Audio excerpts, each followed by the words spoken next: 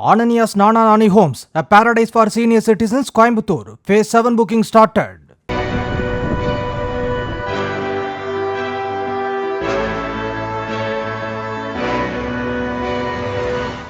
அரியலூர் மாவட்டம் ஜெயங்கொண்டம் அருகே உள்ள கூழாட்டுக்குப்பம் கிராமத்தைச் சேர்ந்த கோவிந்தராஜ் அன்பரசி தம்பதியினருக்கு 2 மகள்கள் 1 மகன் இருந்தனர்.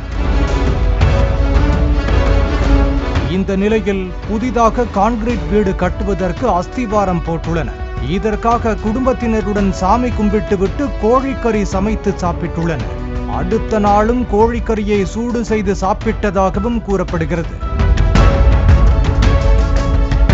சிக்கன் குழம்பை சாப்பிட்ட 7ஆம் வகுப்பு பயிலும் இளைய மகள் இலக்கியா உடல்நிலை பாதிக்கப்பட்டு மயங்கி உள்ளார். மிகவும் ஆபத்தான நிலையில் ஜெயங்கொண்டம் அரசு மருத்துவமனையில் அனுமதிக்கப்பட்டு இறந்து போனார்.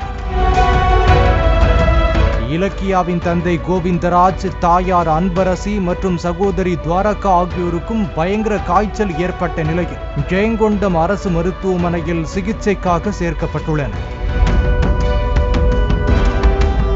பின்னர் மேல் சிகிச்சைக்காக மூவரும் கும்பகோணம் அரசு மருத்துவமனையில் அனுமதிக்கப்பட்டுள்ளனர். இந்த சம்பவம் குறித்து பழூர் காவல்துறையினர் விசாரணை மேற்கொண்டு வருகின்றனர்.